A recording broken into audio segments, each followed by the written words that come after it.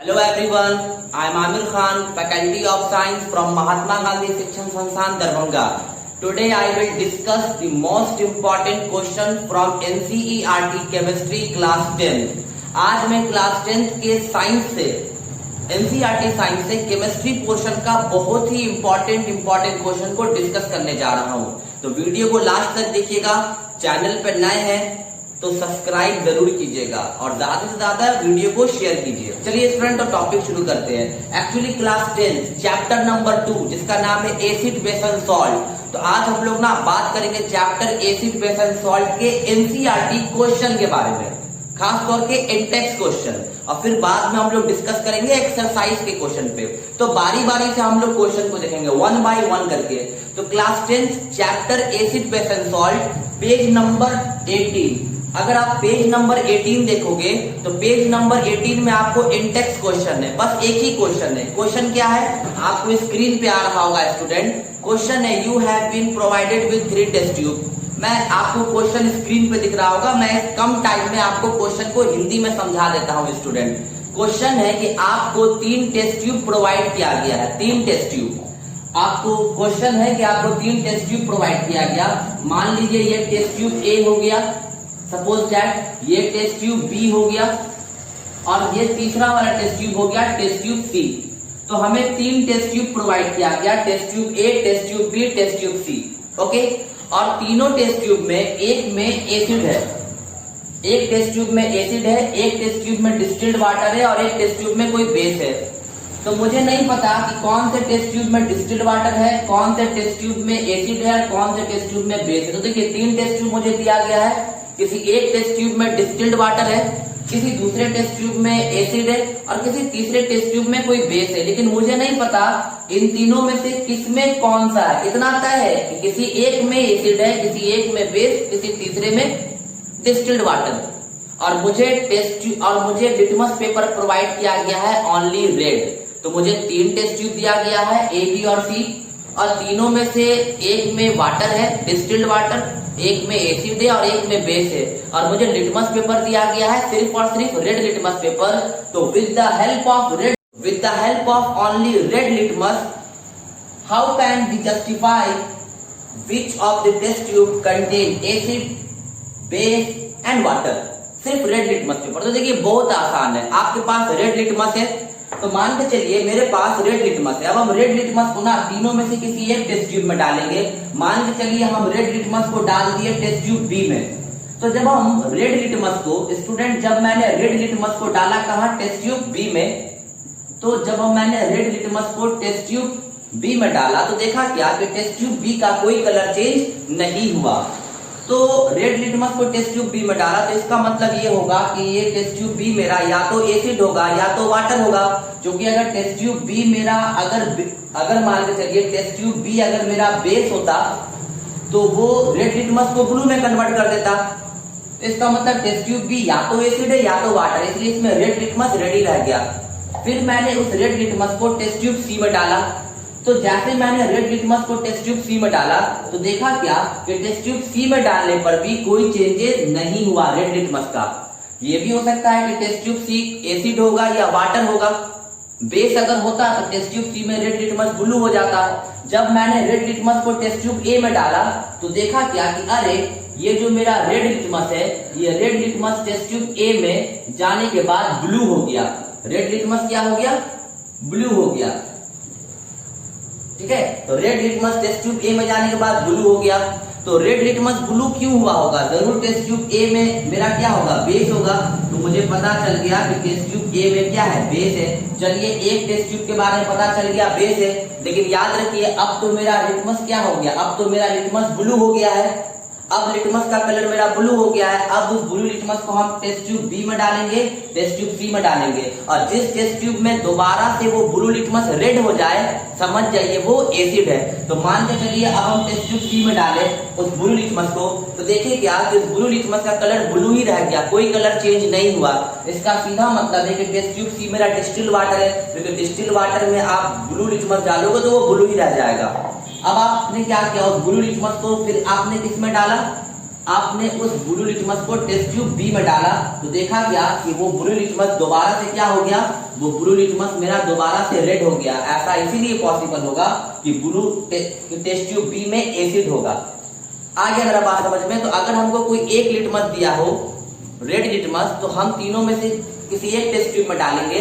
जिस test tube में colour मेरा ब्लू हो गया मतलब वो बेस, अब तो एक टेस्ट ट्यूब मेरा जस्टिफाई हो गया है, लिटमस भी मेरा क्या हो गया है स्टूडेंट, ब्लू हो गया है। फिर उस ब्लू लिटमस को जिस टेस्ट ट्यूब में डालने पे दोबारा से रेड हो गया, वो टेस्ट ट्यूब मेरा एसिड, और जिस टेस्ट ट्यूब में रेड रेड ही रह गया, ब्लू ब्लू ही रह गया, मतलब कोई चेंज नहीं आया, वो मेरा डिस्टिल्ड वाटर है। तो इस तरीके से एक ही लिटमस पेपर की मदद से हम बता सकते हैं किस टेस्ट ट्यूब में एसिड है, किस टेस्ट ट्यूब में बेस है और किस टेस्ट ट्यूब में वाटर है। आई होप आप इस बात को समझे होंगे। चलिए अब हम लोग नेक्स्ट क्वेश्चन की तरफ आते हैं।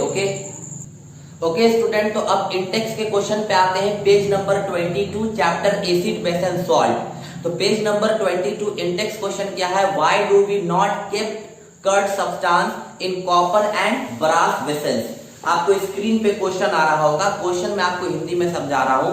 कर्ड सब्सटेंस जो होता है जैसे कि दही वगैरह, उसको मना क्यों किया जाता है, उसको हम लोग कॉपर या ब्रास के बर्तन में क्यों नहीं रखते हैं।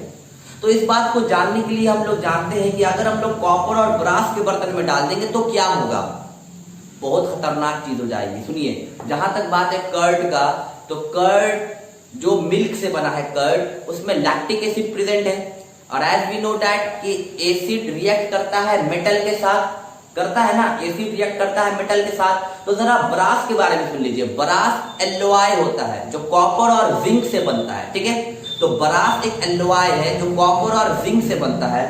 और एल्लोय के बारे में जैसा कि आपको पता है कि एल्लोय आपको सॉलिड सॉल्यूशन के कैटेगरी में आता है। तो एल्लोय तो मिक्सचर है, एल्लोय मिक्सचर है, और यहाँ पर एल्लोय ब्रास है, तो ब्रास कॉपर और जिंक का एल्लोय है। समझ रहे मेरी बात। तो अगर उसमें हम कर्ड को रख दिए, दही को, तो कर्ड में प्रेजेंट है लैक्टिक एसिड, तो ये इस बात की पॉसिबिलिटी है कि वो जिंक मेटल से धीरे धीरे क्या करे, रिएक्ट करे और कोई पॉइजनस सॉल्ट का फॉर्मेशन करे। अगर मान लीजिए कॉपर के बर्तन में हम लोग कर्ड को रख दिए, तो कर्ड में क्या है, लैक्टिक एसिड। अब आप सोच रहे होंगे कि एसिड तो कॉपर से रिएक्ट नहीं करता है, लेकिन इस बात की प्रोबेबिलिटी है कि वो जो कॉपर का जो बर्तन बना है, तो उसके ऊपर कॉपर के कार्बोनेट का एक लेयर आ गया होगा। और मैं आपको बता दूं, क्लास 10th के सिलेबस में पढ़ाया जाता है कि कॉपर मेटल के साथ रिएक्ट नहीं करता है, लेकिन कुछ एक्सेप्शनल कंडीशन में कॉपर भी मेटल के साथ, कॉपर भी एसिड के साथ रिएक्शन कर जाता है। तो ऐसा हो सकता है कि ये जो कॉपर है, ये कॉपर आपको रिएक्ट कर जाए, या ब्रास में जो जिंक प्रेजेंट है वो रिएक्ट कर जाए लैक्टिक एसिड से, तो कोई पॉइजनस सब्सटेंस बन जाए। इसीलिए हम लोग कर्ड को कभी भी कॉपर के बर्तन में, ब्रास के बर्तन में नहीं रखते हैं। और एक चीज हमेशा याद रखिएगा, कोई भी मेटालिक टेंसिल, कोई भी मेटालिक बर्तन हो, कैसा भी बर्तन हो, डेक्ची हो, पतीला हो, कुछ भी हो, उसमें कभी भी कर्ड को नहीं रखना चाहिए, क्योंकि कर्ड में एसिड होता है। इस बात का प्रोबेबिलिटी है कि वो मेटल से रिएक्ट कर जाए और कोई पॉइजनस सॉल्ट बना दे। ओके, चलिए तो अब हम लोग नेक्स्ट क्वेश्चन पे आते हैं। परहैप्स आपको ये क्वेश्चन समझ में आया होगा। अब आपको अगला क्वेश्चन स्क्रीन पे आ रहा होगा, पेज नंबर 22 में इंडेक्स क्वेश्चन 2 है।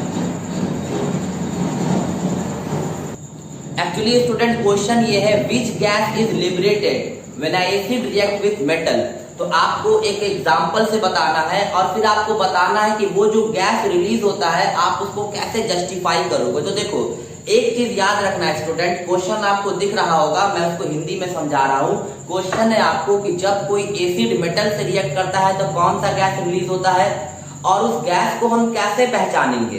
तो बहुत आसान तरीका है। तो याद रखिएगा, जब कोई एसिड मेटल के साथ रिएक्ट करता है तो हाइड्रोजन गैस रिलीज होता है। When acid react with metal, hydrogen gas is release. अब मुझे कैसे पता चलेगा कि ये हाइड्रोजन ही गैस है, तो इसके लिए एक एक्टिविटी आपको स्क्रीन पे आ रहा होगा। आप क्या करो, ऐसा एक सेटअप तैयार कर लो। इस सेटअप में आप देख सकते हो कि यहाँ पर जैसे ही यहाँ पर एक एसिड है, सपोज दैट यहाँ पर अपना एसिड के तौर पे मैंने ले लिया HCl। ओके, HCl में मैंने जिंक को डाला, तो जैसे मैंने HCl में जिंक को डाला तो ये रिएक्शन होगा।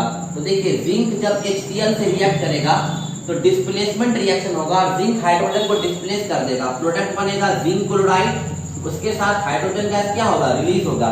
अब मुझे कैसे पता चला कि यह हाइड्रोजन गैस है, तो अब ये जो हाइड्रोजन गैस है ना स्टूडेंट, अब आप इस एक्टिविटी में देखो, वो हाइड्रोजन गैस को पास कराएंगे सोप सॉल्यूशन से, तो सोप सॉल्यूशन से पास कराएंगे तो उसका बबल्स बाहर आएगा हाइड्रोजन गैस का, और वहां पे मैचस्टिक मारेंगे तो बबल्स पॉप सॉल्ट के साथ बर्न करेगा, और पॉप सॉल्ट प्रोड्यूस होता है हाइड्रोजन की वजह से। इसका ये मतलब है कि वो जो बबल्स था, उस बबल्स में हाइड्रोजन गैस है, और बबल्स में हाइड्रोजन गैस कहां से आया, जब आपको एसिड रिएक्ट किया किसके साथ, मेटल के साथ। क्लियर हो गया। चलिए तो हम लोग नेक्स्ट क्वेश्चन पे आते हैं। आपको वो क्वेश्चन अब स्क्रीन पे आ रहा होगा, मैं उस क्वेश्चन को आपको हिंदी में समझाता हूँ। कोई मेटल ए है, ठीक है, कोई मेटल ए का कोई कंपाउंड है, वो HCl से रिएक्ट करता है। कोई मेटल ए नाम का कोई कंपाउंड है, कोई मेटल ए का कोई कंपाउंड है जो HCl से रिएक्ट करता है, और एक सॉल्ट बनता है CaCl2। सॉल्ट क्या बनता है, CaCl2, और एक गैस रिलीज होता है इफरविसेंस के साथ। इफरविसेंस का मतलब हिसिंग साउंड, मतलब हिस करके। वो पेप्सी कोला कोल्ड ड्रिंक जो हम लोग खोलते हैं तो छस से आवाज निकलता है ना, उसी को हिसिंग साउंड कहते हैं, हिस। तो कोई मेटल का कंपाउंड ए है, वो HCl से रिएक्ट कर रहा है, तो सॉल्ट बनता है CaCl2, और एक गैस रिलीज हो रहा है इफरविसेंस के साथ, जो कि कैंडल को एक्सटिंग्विश कर रहा है। तो अब एक बात बताइए, कैंडल को एक्सटिंग्विश करना मतलब जलते हुए कैंडल को बुझा देना, तो आग को कौन बुझाता है, फायर एक्सटिंग्विशर। फायर एक्सटिंग्विशर कौन होता है, कार्बन डाइऑक्साइड। तो जाहिर सी बात है, यहाँ पे जो इफरविसेंस के साथ जो गैस रिलीज हो रहा होगा वो कार्बन डाइऑक्साइड है। ओके, तो अब वो सॉल्ट बन रहा है calcium carbonate along with carbon dioxide. तो कार्बन डाइऑक्साइड कब रिलीज होता है, एसिड के वजह से। तो याद रखिएगा, जब कोई मेटल का कार्बोनेट और मेटल का बाइकार्बोनेट जब किसी एसिड से रिएक्ट करता है तो सॉल्ट बनता है, वाटर बनता है, कार्बन डाइऑक्साइड रिलीज होता है विथ इफरविसेंस, मतलब हिस के साथ। ओके, तो वो मेटल का कंपाउंड कौन सा रहा होगा, तो मेटल ए का कंपाउंड जरूर वो कैल्शियम का कार्बोनेट या कैल्शियम का बाइकार्बोनेट रहा होगा। तो देखिए, कैल्शियम का कार्बोनेट, तो अगर कैल्शियम के कार्बोनेट को बनाते हैं तो CaCO3, या अगर कैल्शियम का बाइकार्बोनेट लेते हैं तो CaHCO3 का होल 2। ओके, तो वो मेटल ए का कंपाउंड या तो कैल्शियम का कार्बोनेट होगा या कैल्शियम का बाइकार्बोनेट होगा। वो रिएक्ट कर रहा है किसके साथ, HCl के साथ। तो जब मेटल का कार्बोनेट और या नहीं तो बाइकार्बोनेट जब एसिड के साथ रिएक्ट करता है तो सॉल्ट बनता है, वाटर बनता है, कार्बन डाइऑक्साइड रिलीज होता है विद इफरविसेंस। तो सॉल्ट क्या बनेगा, देखो ना, कैल्शियम कार्बोनेट का कैल्शियम या कैल्शियम बाइकार्बोनेट का कैल्शियम जब HCl से रिएक्ट करेगा तो सॉल्ट बनेगा CaCl2। कैल्शियम की वैलेंसी 2 है तो सॉल्ट CaCl2, और क्या बनेगा, वाटर। और यही वो गैस है कार्बन डाइऑक्साइड जो इफरविसेंस के साथ रिलीज हुआ और कैंडल को एक्सटिंग्विश कर दिया, जलते हुए कैंडल को बुझा दिया। अब देखिए, तो यहाँ पर सॉल्ट क्या होगा, या तो कैल्शियम कार्बोनेट या नहीं तो कैल्शियम बाइकार्बोनेट। तो आपकी मर्जी, आप एग्जाम में कैल्शियम कार्बोनेट भी लिखोगे तो चलेगा, क्योंकि कैल्शियम कार्बोनेट जब HCl से रिएक्ट करेगा तब पर भी कैल्शियम क्लोराइड बनता है, या अगर आप एग्जामिनेशन में कैल्शियम बाइकार्बोनेट लिखोगे तब पर भी चलेगा। इसलिए मैंने दोनों लिख दिया, आप एग्जाम में दोनों में से कोई एक लिखना। ओके, तो ये था NCERT बुक का पेज नंबर 22 का लास्ट क्वेश्चन। स्टूडेंट, आज के लिए इतना ही। अब हम लोग नेक्स्ट क्वेश्चन में मिलेंगे। चैनल पे नए हैं तो सब्सक्राइब जरूर कीजिएगा। Thank you so much and have a nice day. जय हिंद। आप इस क्वेश्चन को नोट कर सकते हैं।